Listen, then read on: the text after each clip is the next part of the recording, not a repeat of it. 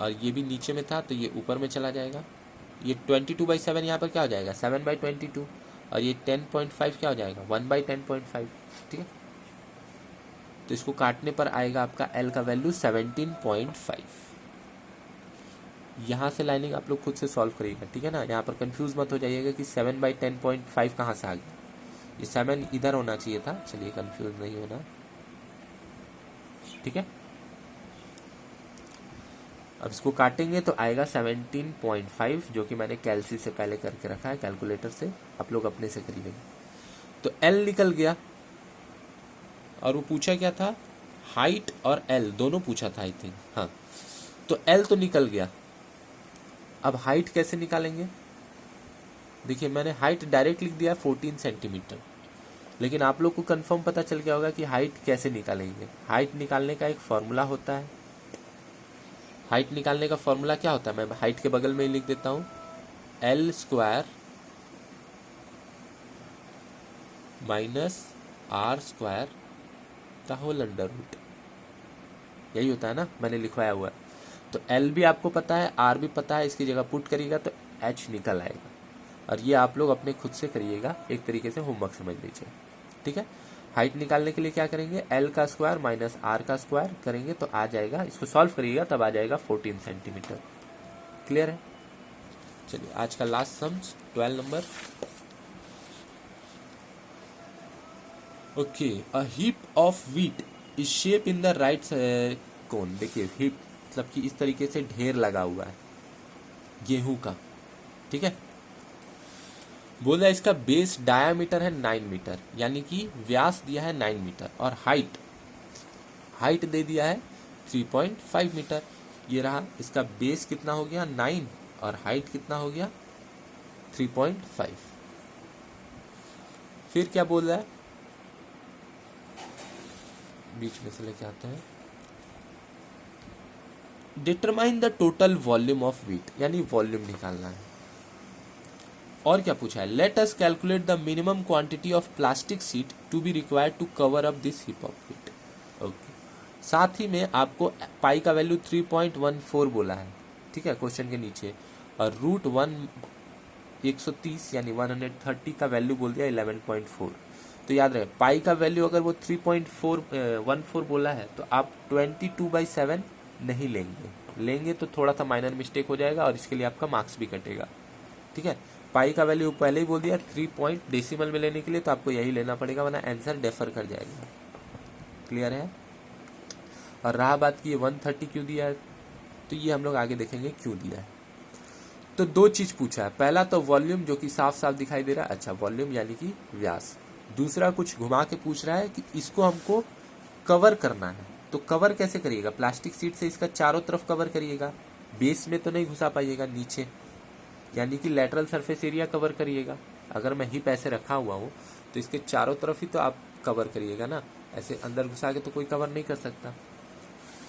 तो यानी कि लेटरल सरफेस एरिया का बात वो कर रहा है, थोड़ा सा क्वेश्चन को समझना पड़ेगा, ठीक है। चलिए इन्फॉर्मेशन क्या है, डायामीटर दिया हुआ है 9, तो रेडियस निकाल लिए 9/2 यानी कि 4.5। हाइट वो ऑलरेडी बता दिया है 3.5, तो रेडियस पता है, हाइट पता है, तो स्लांट हाइट तो निकल ही सकता है, ठीक है। फिर क्वेश्चन आ भी सकता है, सर स्लांट हाइट क्यों निकालें, वो तो स्लांट हाइट थोड़ी पूछा था, वो तो रेडियस सॉरी वॉल्यूम पूछा था, और आपका क्या पूछा था, लेटरल सरफेस एरिया। देखिए लेटरल सरफेस एरिया का अगर आपको फॉर्मूला याद हो तो πr/l होता है, ठीक है। तो यहाँ पर तो आपको L यानी स्लांट हाइट चाहिए होगा ना, तिर्यक ऊंचाई चाहिए होगा, तो तिर्यक ऊंचाई अभी निकाल लेते हैं। तो तिर्यक ऊंचाई का फॉर्मूला होता है height square plus R square, यानी हाइट का स्क्वायर और रेडियस का स्क्वायर को प्लस करते हैं अंडर रूट, सॉल्व करेंगे तो आएगा 5.7 मीटर। क्लियर है, 5.7 मीटर। अब आते हैं अपने क्वेश्चन में जो कि पूछा था वॉल्यूम। तो वॉल्यूम का फॉर्मूला होता है 1/3 πr²h, 1/3 की जगह 1/3, पाई का जगह हमको पता है ना क्या लेना है 3.14, ठीक है। तो 3.14 आर मेरे को रेडियस जो कि दिया हुआ था